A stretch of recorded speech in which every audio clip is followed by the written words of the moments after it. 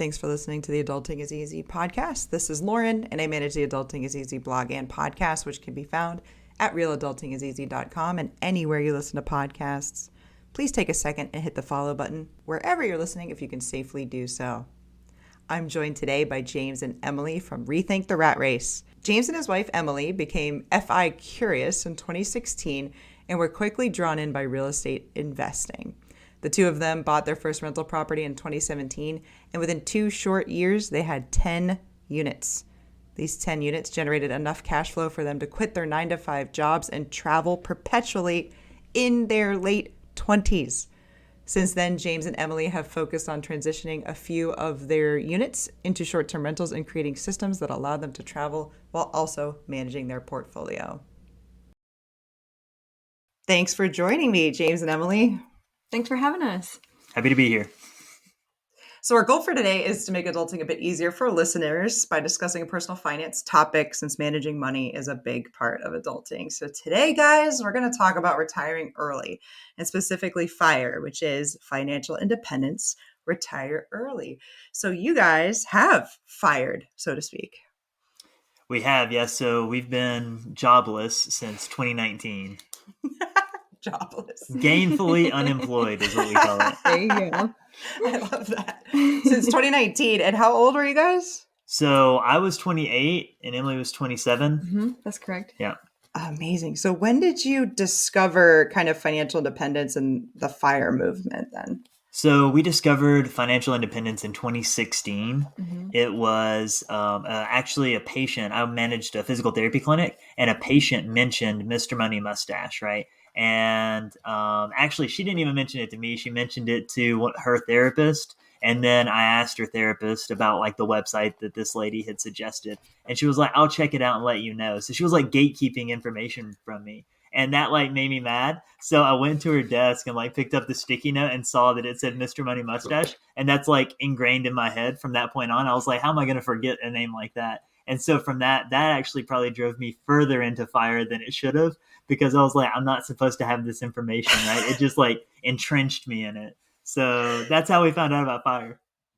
That's like so counterintuitive to Mr. Money Mustache too. Isn't it like the more the merrier? We're all in this, like, let's all be a part of a community and talk about this stuff together. Yeah, exactly. And the fact that like I asked her about it, like she didn't even know, like she hadn't looked into the website or anything. The lady had just said, just casually, like, if I had found out about this blog, 10 years ago, my husband and I would be retired right now. And I was like, well, shit, that sounds interesting. What's the name of it? And she was like, I'll check it out and let you know what I think, or like whether or not it's legitimate. I'm like, you can't determine whether or not something's legitimate to me or not. So that was interesting. So James, you were more gung-ho than Emily. Oh, yes. So he came home, is talking about this blog that he's not even supposed to know about, and he's telling you all about you're going to retire in less than 10 years or whatever. What did you think? I thought he was crazy, because I came home and like everything had changed. The AC was cut up, the air conditioner or the water heater was turned down, and just like I couldn't go shopping, I couldn't do, like, we weren't going out to eat, we weren't doing like this, that, and the other, and it just felt like I don't know, like it was restrictive, and like it just didn't sound like a lifestyle that I wanted to live. I definitely didn't ease into the idea of it. She came home and I just bombarded her with information. And unfortunately, that's just how I am. I'm like, if I'm in something, I'm 100% in it. And I was really excited by this idea at that time. And a lot of times it's like, he'll bring an idea to me and I have to think about it and, take time to process it. But it was like, I'd process it negatively in that moment. For sure. I mean, as anyone would. Yeah. The AC was turned up. It was like instant. He's like, I am all over this. Oh my gosh, that's awesome. Well, so you mentioned like some of the kind of smaller things that you can do, right, to save money and things like that. What were there any other kind of more drastic changes that you guys made?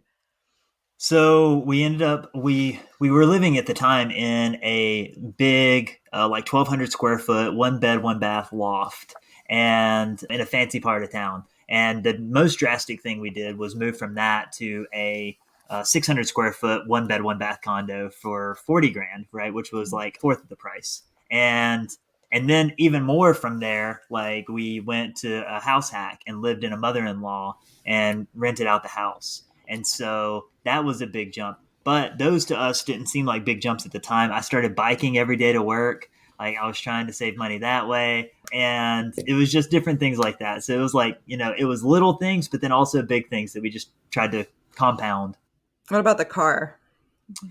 Well, so we had a few cars to begin with, and then I bought my timeline's a little fuzzy on this. Emily seems to think that because I couldn't get her on board with fire, I went and bought this like kit car, right? That was essentially like a street legal race car. It was in my head. It was like he couldn't get me on board, so we're just going to do the complete opposite and like deep dive on that end. But, and that's pretty much what it was, right? Yeah. It was the exact opposite of fire, right? We bought the most unpractical car in the world, right? It doesn't have doors. It doesn't have a real windshield. It doesn't even have a top.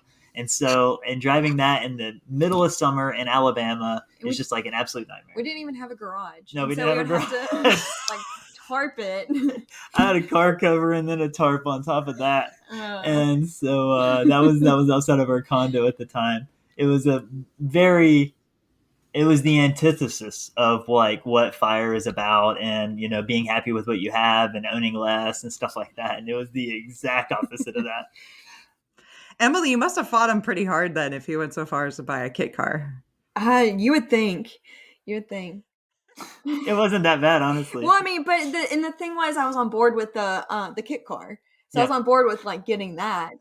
And so I don't know. I wish I could go back and like, hear what was going on in our heads. Yeah. We wouldn't change anything, but it would be nice to know like what the thoughts were. It would be.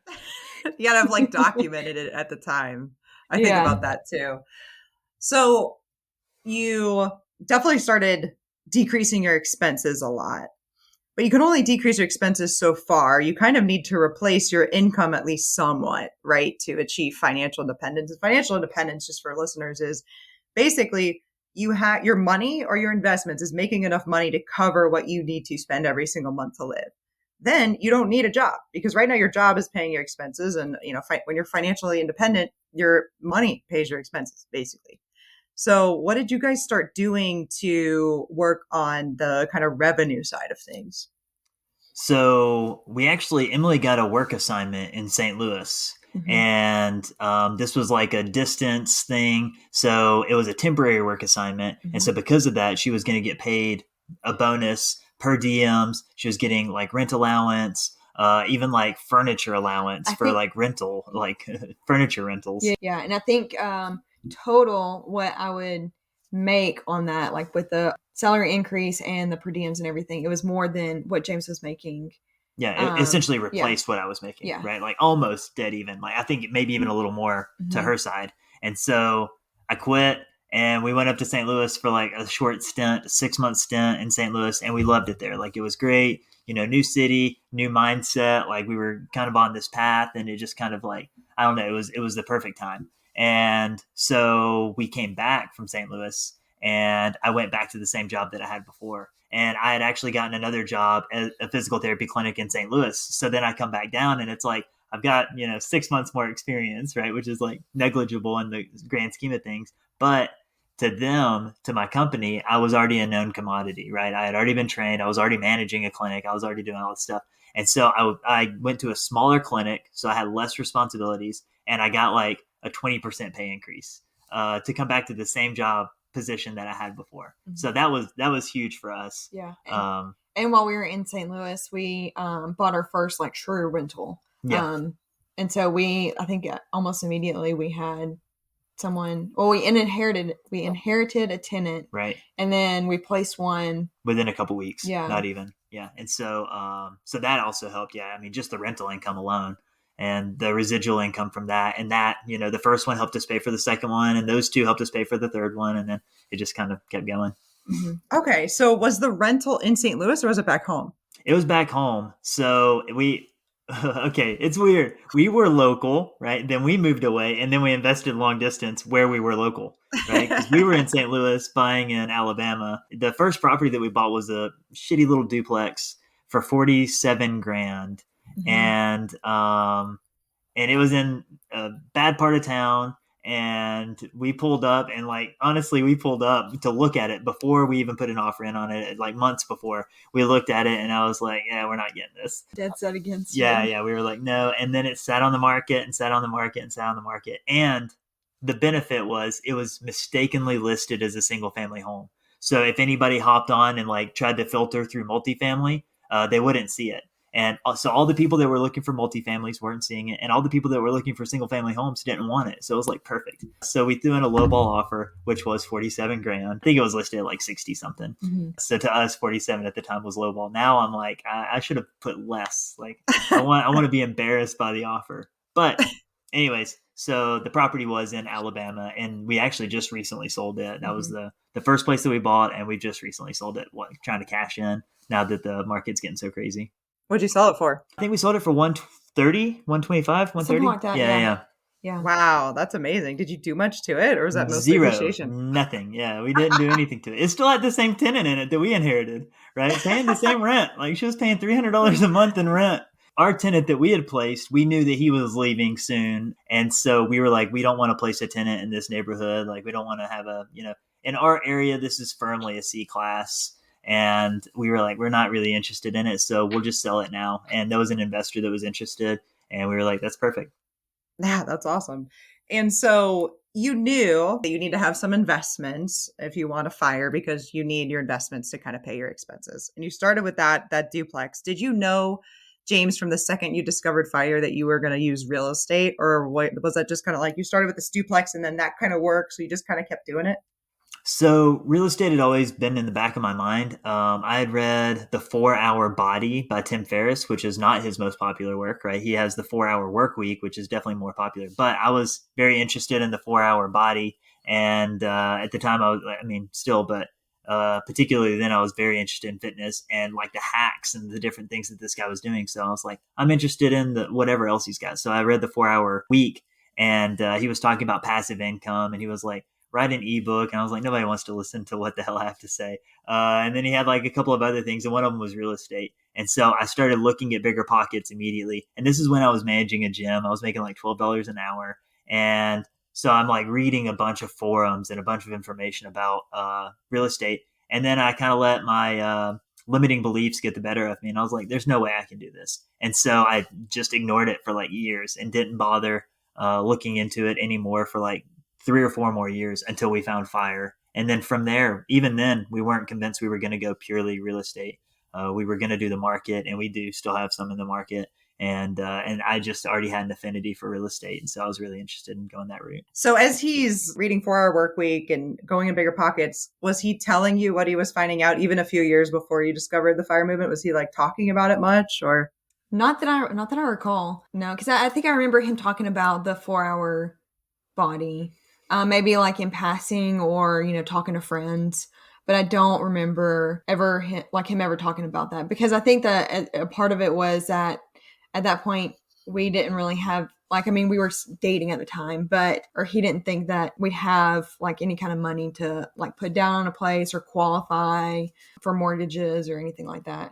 Yeah. And I mean, honestly, I was like broke. Like, I'm not kidding. I'm going to tell you this. This is the lowest point of my life. We were on a date, and this is toward the beginning of like when we were starting to date, and we went to go get a red box, and my card got declined at a red box. I didn't have $1.07 to my name. And so I went to the car and was like, card is messed up. And so I told her that my card was messed up, so she paid for the red box. How long was it, Emily, till James told you that that's what happened? I'm pretty sure we were already married, and I think that I think it might have been even after like we started doing like the fire thing and like saving a bunch of money, because I had no idea that he was using like every money that he earned to like take me out on dates and like the gas money going to see me, because it was like 30 minutes away, and I don't know, it's just luckily I had gas in the car, because it would have been a bad night. Well, that's really actually, I think, pretty sweet and kind of funny too that like you didn't notice. So what is it that you like about real estate then versus like the market, like you said? I like the control. I'm a little bit of a control freak, and just the idea that like, okay, let's just say for instance, I've got $100,000, right? and I put it in the market. I can't do anything about what Elon Musk tweets. I can't do anything about what Apple releases. I can't do anything about what Boeing plane falls out of the sky. I've got no control over anything, right? If I take that same $100,000 and I buy a house, which would be a poor decision, right? I should get a mortgage on it, right? Leverage somebody else's money. But let's just say that I just go and buy a house. I can control how the kitchen looks. I can control the curb appeal. I can do all this type of value add stuff and raise the rents, and I can directly impact my rental and my income based on just my decisions.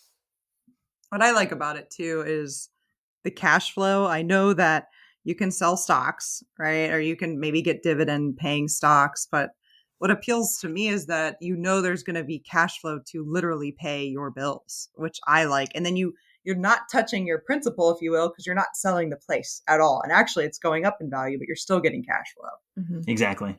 So what year was it that you bought the duplex? So we bought the duplex in 2017. Mm-hmm. Okay. So you discovered fire in 2016, bought your first rental property in 2017, and then it was basically off to the races, right?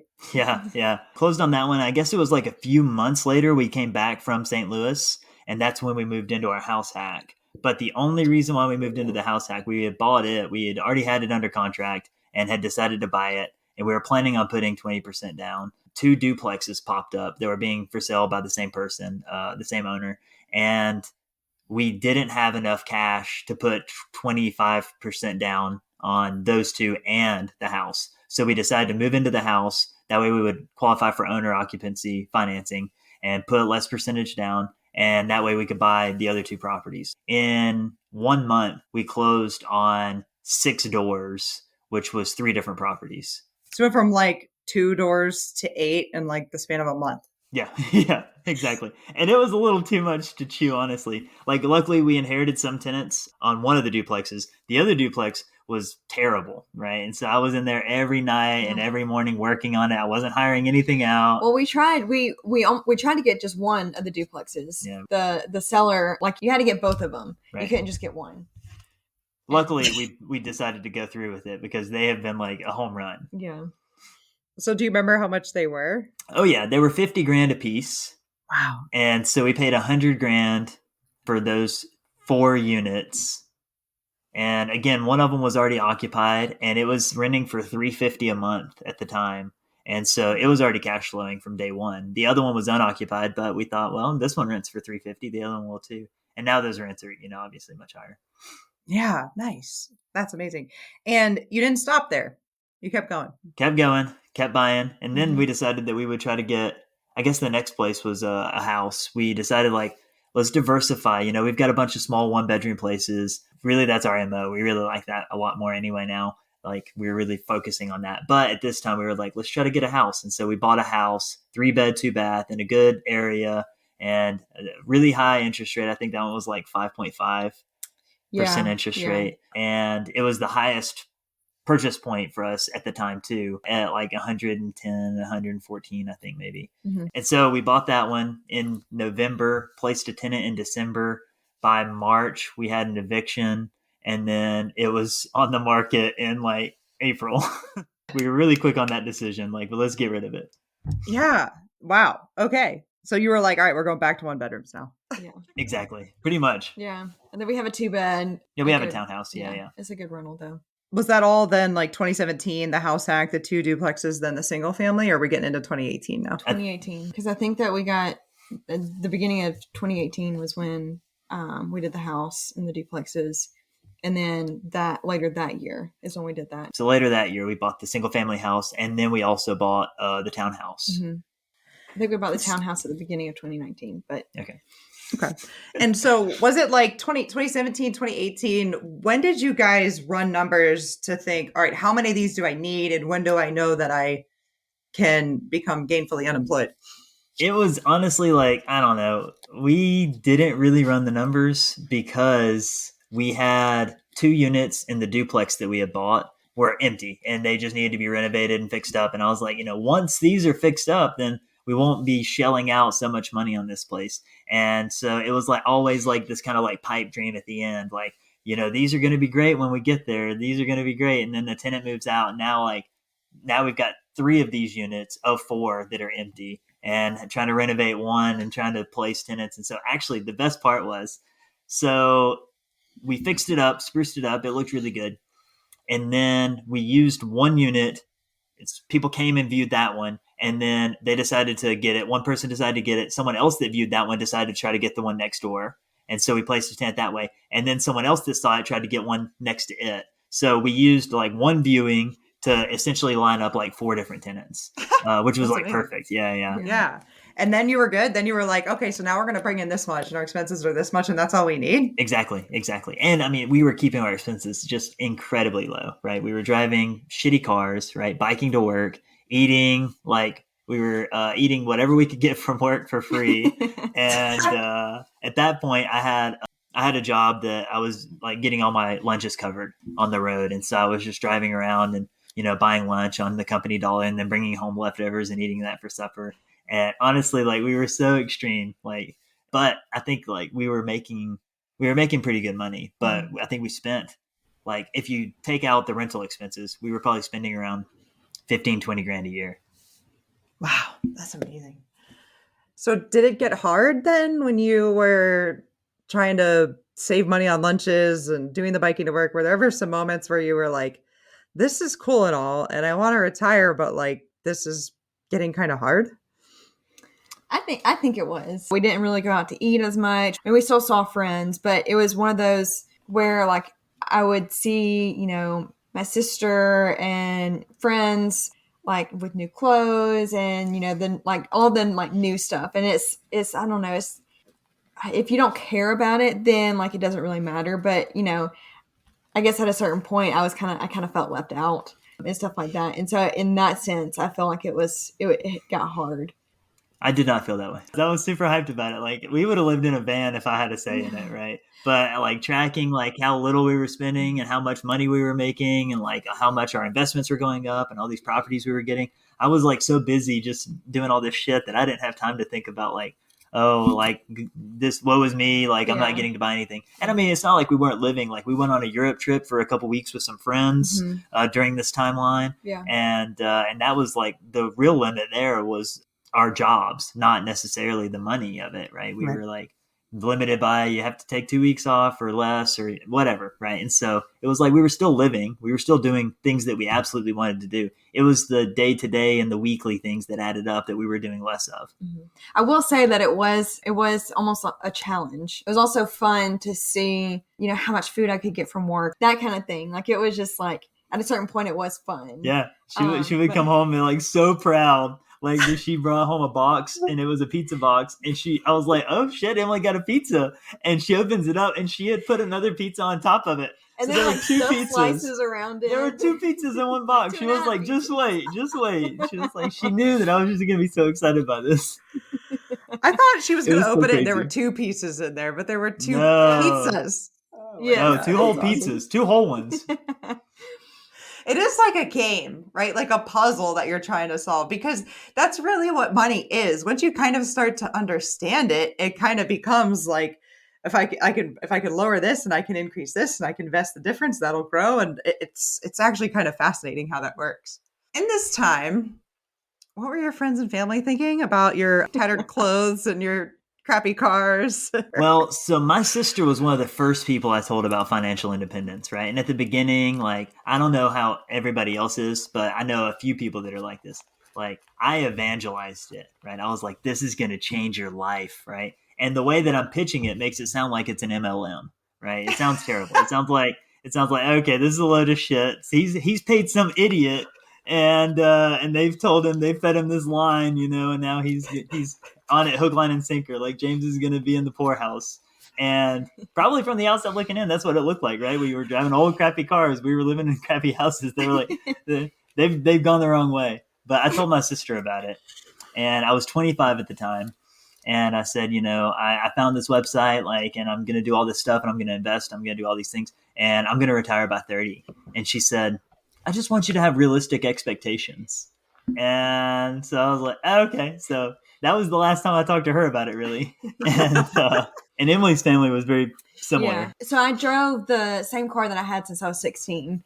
I mean, it was a 97 and, is still on the road today. I mean, it was my parents called it a death trap, and so they were like constantly wanting me to get a new car. This is important to note. They didn't want her to get a new car. They wanted her to get a used good car, right? Because if we bought a new car, that also wouldn't be in line with their values, right? And we were like, no, forget it. Like, we'll do it our way. Yeah, So anyways. yeah.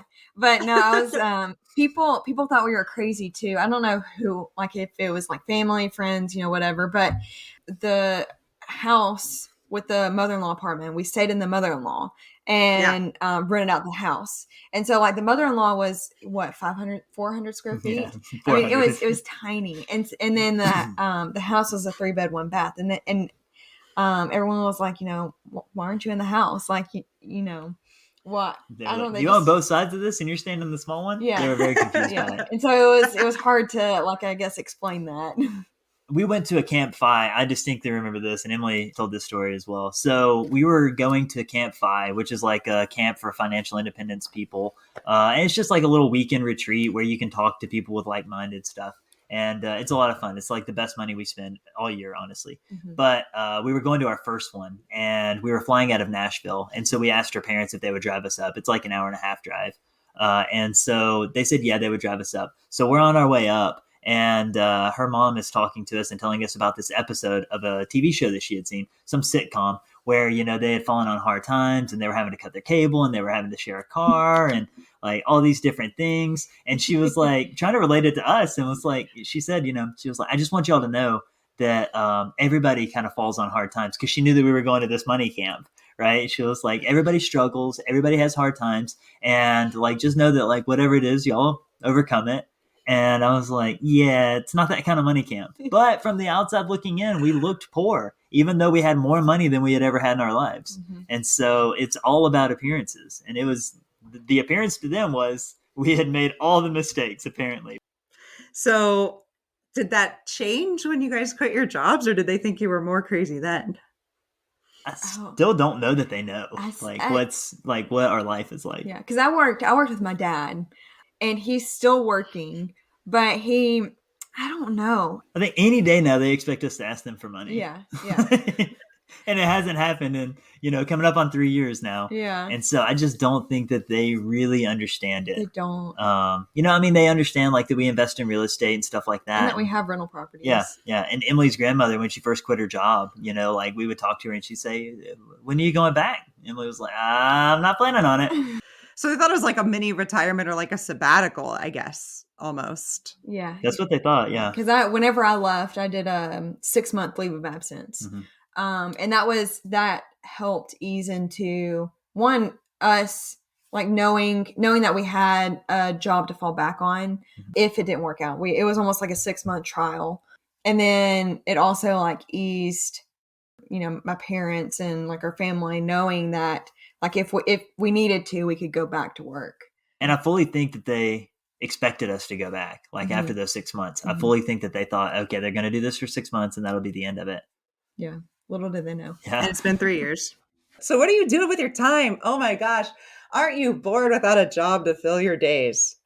So bored. We are, yeah. We just sit around playing Thumb War all day, like tic-tac-toe. Like I'm a checker king. I just go and sit at Cracker Barrel and play checkers with the old people. It's some days we couldn't imagine having time for a job, just because there's rentals, there's going to but I don't know. It just sometimes it feels like I don't know. It's hard to imagine ever having had time to go to work. I mean, to allot 8 hours of our day right now, like just sounds like absolutely crazy. It's pretty crazy. Like, I mean, we travel. I mean, we really enjoy traveling and going to new places and doing new things. And we bike, we mountain bike, we go hiking, we go walking. Right now we're renovating one of our rentals, which we enjoy doing renovations. We don't do any maintenance whatsoever. And so if a renovation falls on our schedule that we can like do it and it's fun and that's fine, then we do it. But otherwise we just won't even do that. So yeah, I mean, we are not bored at all. Sometimes, I mean, honestly, like sometimes we sit down and we knock out a whole season of something on Netflix. Right. And so we binge just like everybody else does, but we fill our time, doing other things as well. So are you renovating something you bought before, or have you bought this since you retired? So we bought this since we retired. We bought this in December. Yeah, we Mm-hmm. bought this place in Mhm. December, and we're setting it up as a short-term rental. This will be the first place that we've bought and set up as a short-term rental, like purely for that. Our other places have been long-term rentals that we've converted to short-term rentals, so we've owned them for a few years and know, some of the quirks of the place, that kind of thing. So what's the breakdown right now in terms of units, long-term rentals versus short-term rentals, including the one you're renovating, I guess? So we just had a tenant move out this week as well on another unit. So that one we're going to convert. So right now we've got 9 units right now since we sold the duplex, Mm-hmm. and so we've got 5 long-term rentals and 4 short-term rentals. Yeah. Well, Okay. one will be a Will short be, term. yeah. Yeah. Yeah. One of those 4. Slowly creeping up. Gonna go Yeah. over 50-50 I think soon. we're going to keep it 50%. That's the number for us. Like the cash flow is great, and one of them is a medium term, so that really is like flirting the line, because it's over 30 days, but it's less than 6 months typically. So Yep. we kind of flirt the line there.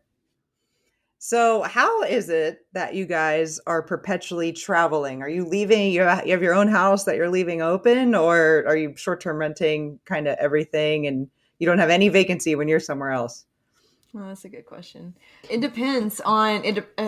It depends because sometimes we do have a spot open where we keep all of our stuff, and then other times we are completely renting everything out. Yep. And we just shove all of our stuff in our car. Most of the time, we're completely renting everything out. Like in the past, since we bought this place in December, we planned on coming in and renovating it and having it ready to go super quick. But our closing got pushed today. And so that one day like messed the entire plan up to the point that like we're still here and it's like 3 months later.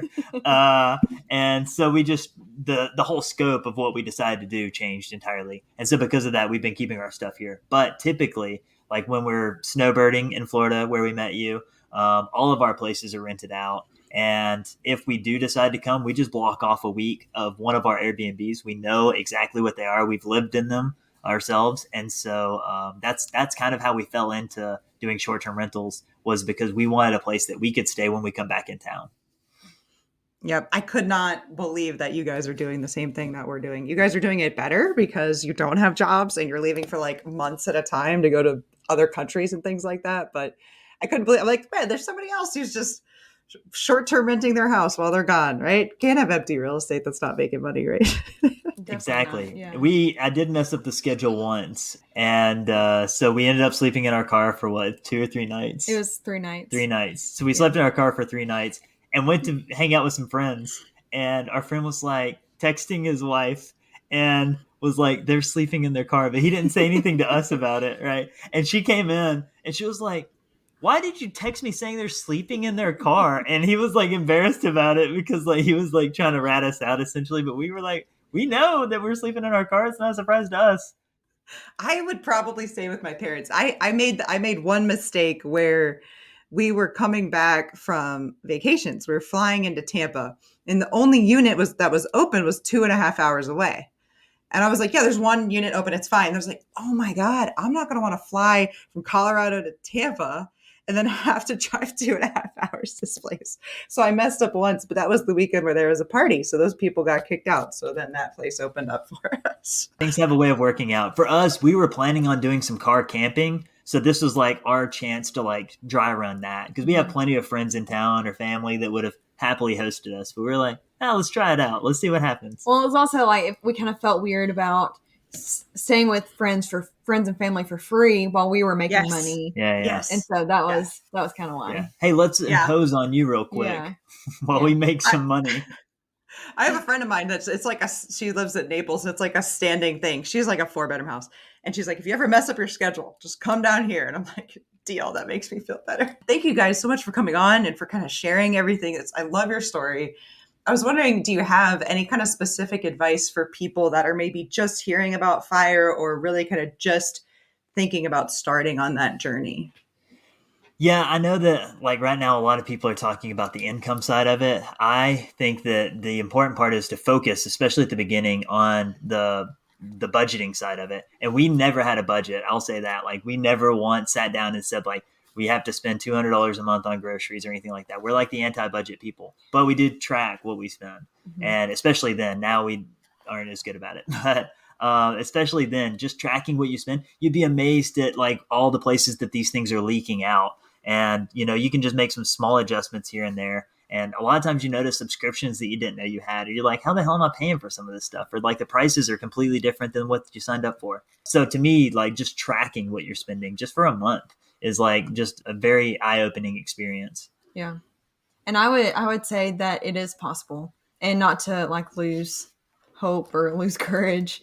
Cause it can be discouraging, or I don't know, it just gets tired of doing the same thing, or like you have this goal and you don't think that you'll ever reach there. But yeah, I would keep at it. It's possible. It is possible. And life's great when you get there. Yeah. Rub it in, guys. I'm joining you soon. Me and Eric are going to Greece with you guys for a month. I already told him. Let's do it. So is there anything else you want to add then before we wrap up? I don't think so. I think everything's been covered. Yeah. All right. So do you want to tell people how to get in touch with you? So we are more active on Instagram at Rethink the Rat Race. We actually have like a freebie that a lot of people tend to appreciate, is like, because our thing right now is converting our long-term rentals to our short-term rentals. And so we have a calculator that you can get for free. It's at rethinktheratrace.com/calculator. And that's just like a fun little tool that you can punch in to see like how much the monthly difference is going to be between your incomes. That's awesome. I got to check that out. I don't know. I haven't done it yet. So everybody, you can follow me on Twitter at adultingiseasy. I'm also on Facebook. You can email me at relatadultingiseasy@gmail.com. Don't forget to join the Wealth Wednesday Twitter Spaces at 9:00 p.m. Eastern. We cover real estate. We've covered tokenized real estate, crypto, quitting your 9-to-5, increasing your income, and so much more. Thanks again for listening. Hopefully, we've made adulting a little easier for you.